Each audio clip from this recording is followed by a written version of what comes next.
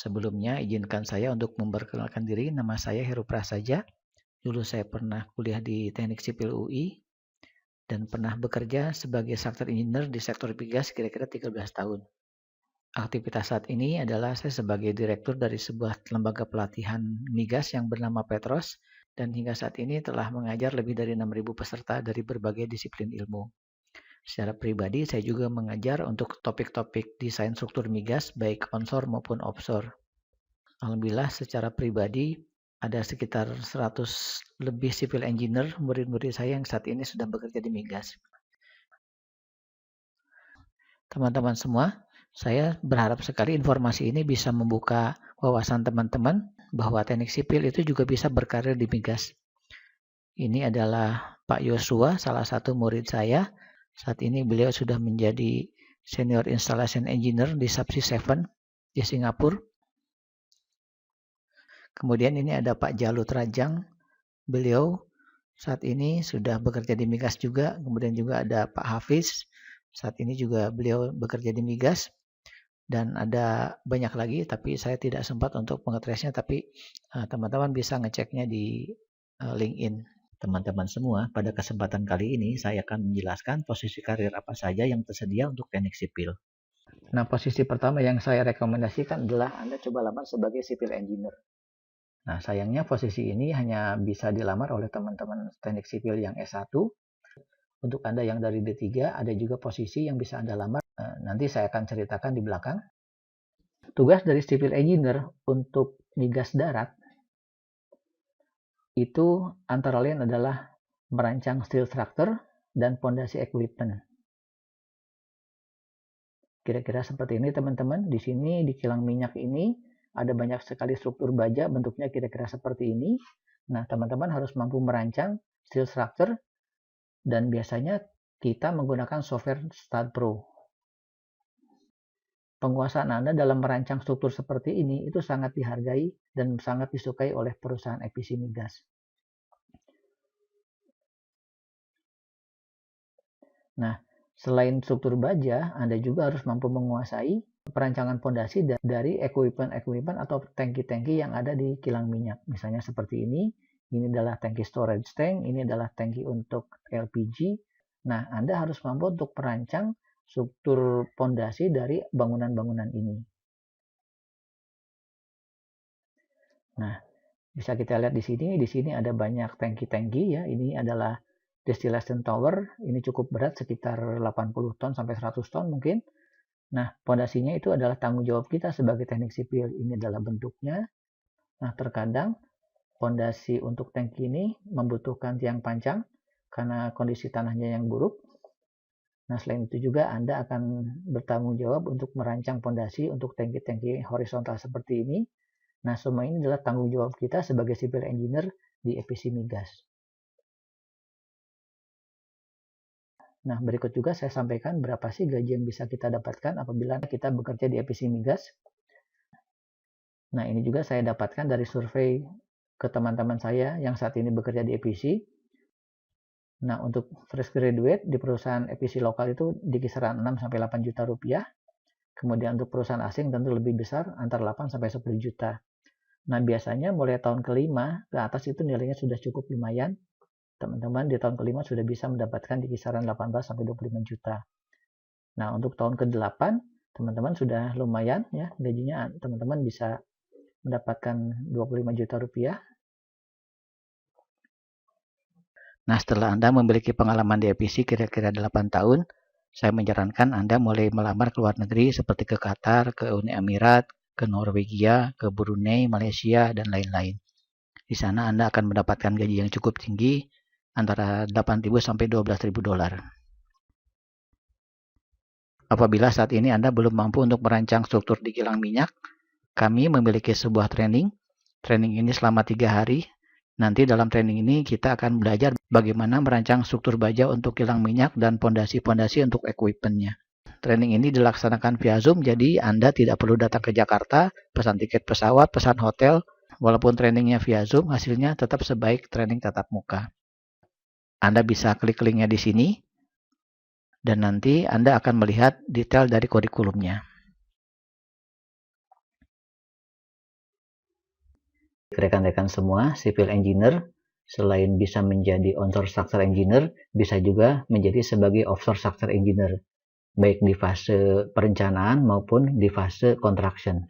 Untuk memberikan gambaran bagaimana offshore structural engineer itu bekerja, saya akan memperlihatkan sebuah video yang menggambarkan bagaimana sebuah platform atau anjungan minyak lepas pantai itu dipasang.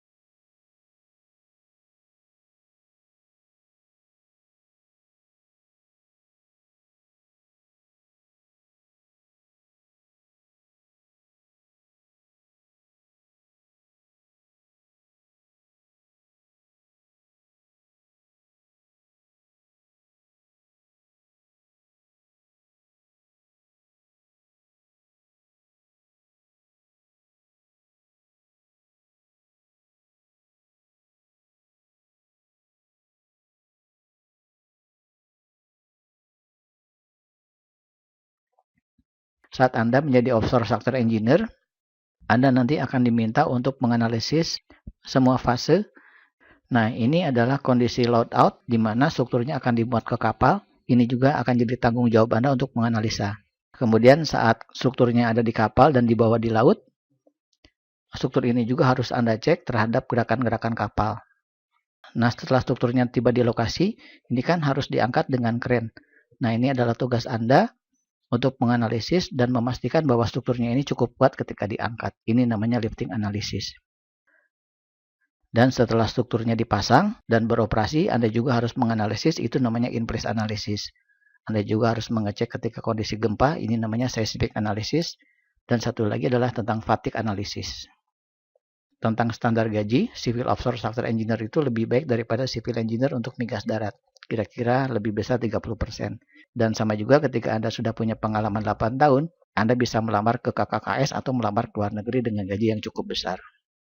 Nah, apabila Anda ingin belajar tentang bagaimana merancang struktur anjungan lepas pantai, kami ada trainingnya selama 5 hari via Zoom. Dan selama training ini kita akan belajar 4 analisa, yaitu in-place, lifting, transportation, dan loadout analysis. Trainingnya nanti menggunakan software bernama SAX. Dan nanti juga trainingnya tidak hanya sekedar operating dari softwarenya, tapi juga sampai membuat laporan. Nah, posisi ketiga yang kami rekomendasikan adalah Anda melamar sebagai lifting engineer. Lifting engineer ini bisa dilamar oleh D3 dengan pelatihan tertentu. Nah, buat teman-teman yang lebih menyukai kerja di lapangan, saya sangat merekomendasikan untuk jadi lifting engineer. Apa itu lifting engineer dan apa tugasnya? Silakan untuk menyimak video kali ini ya.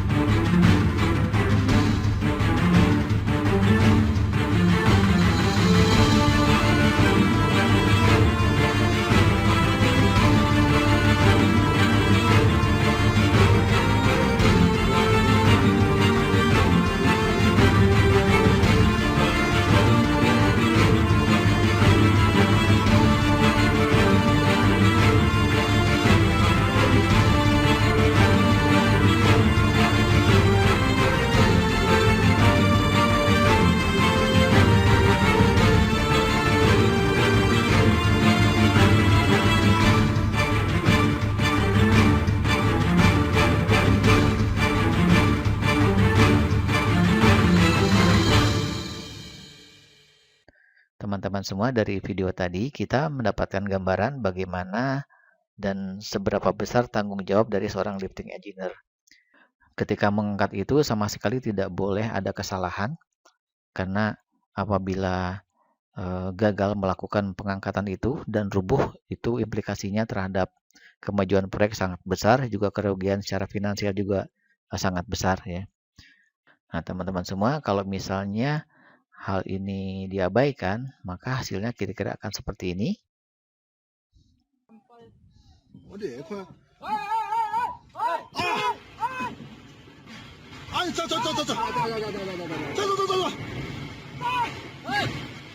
The new Miller Park Stadium, Milwaukee, Wisconsin, July 14th, 1999, and 3 men lose their lives.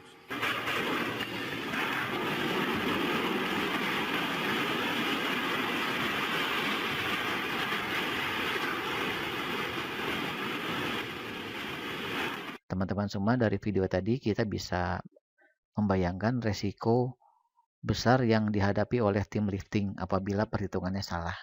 Jadi dalam melakukan lifting ini sama sekali tidak boleh ada kesalahan, jadi zero mistake. Teman-teman, kalau lifting engineer itu di dalam proyek dia ada di bawah construction manager. Dalam melakukan tugasnya dia dibantu oleh lifting supervisor yang melaksanakan semua lifting plan yang dibuat oleh lifting engineer, dan juga dibantu oleh rigger sebagai juru ikat, kemudian crane operator dan sinyalman.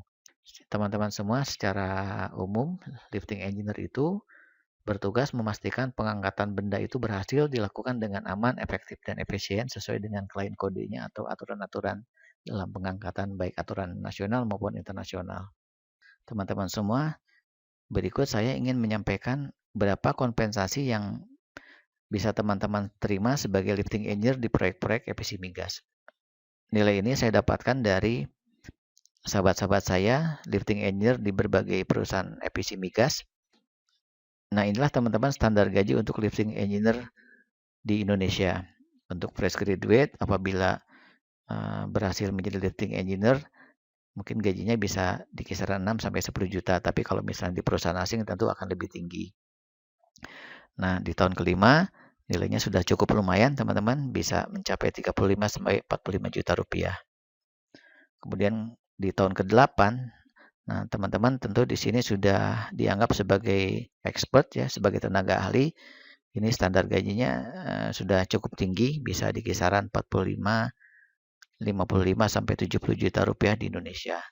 Dan di tahun ke-8 karena teman-teman sudah cukup ahli, sudah cukup expert, teman-teman sudah layak untuk bekerja di luar negeri, misalnya di Qatar atau di Uni Emirat. Dan standar gajinya pun sangat besar, di kisaran $20.000 ke atas ya. Nah, teman-teman tentu bertanya bagaimana cara menjadi seorang lifting engineer, rutenya itu seperti apa. Di sini saya akan coba sampaikan ya. Yang pertama, teman-teman bisa mengikuti training di tempat kami di Petros. Kami ada 2 versi, yang pertama versi Zoom dan yang kedua adalah versi e-course. Nah, setelah mengikuti training, coba teman-teman lamar sebagai lifting engineer di proyek-proyek yang tidak mensyaratkan sertifikat lifting internasional. Misalnya di proyek-proyek infrastruktur atau proyek-proyek pembuatan pabrik ya, yang beban yang diangkatnya tidak terlalu tinggi, tidak terlalu besar. Nah, teman-teman, setelah Anda berhasil menjadi lifting engineer di proyek-proyek yang tidak mensyaratkan sertifikat lifting internasional, coba ambil sertifikasi di LEA. LEA itu adalah singkatan dari Lifting Equipment Engineer Association. Nah, Anda ambil training dan sertifikasinya untuk yang basic dan advance. Nah, untuk yang kelas basic itu biayanya sekitar 500 pound sterling. Setelah Anda lulus dari kelas basic, Anda ambil lagi kelas lifting advance, biayanya kira-kira sekitar 900 pound. Kalau misalnya teman-teman sudah memiliki 2 sertifikat ini dari LEA, itu dipastikan masa depannya cerah karena Anda akan diburu. Gaji yang mereka tawarkan pun cukup menarik, antara 40-70 juta rupiah. Itu dikarenakan mereka sangat memahami resiko yang ditimbulkan apabila aktivitas lifting ini gagal. Nah, setelah Anda cukup pengalaman, 8 tahun atau 10 tahun, saya menyarankan teman-teman melamar sebagai lifting engineer di luar negeri, baik di Uni Emirat maupun di Qatar. Nah, ini teman-teman yang saya maksudkan. Saat ini teman-teman belum ada institusi yang mengeluarkan sertifikasi lifting engineer di Indonesia. Saat ini BNSP baru mengeluarkan sertifikat di bawah lifting engineer, yaitu lifting supervisor dan rigger. Jadi setelah training dan mendapatkan sertifikat, teman-teman coba lamar sebagai lifting engineer di proyek-proyek yang tidak mensyaratkan sertifikat lifting internasional. Nah, ini teman-teman yang saya maksudkan. Nanti teman-teman kalau misalnya sudah bekerja dan memiliki dana cukup, saya menyarankan Anda untuk mengambil sertifikasi di LEA.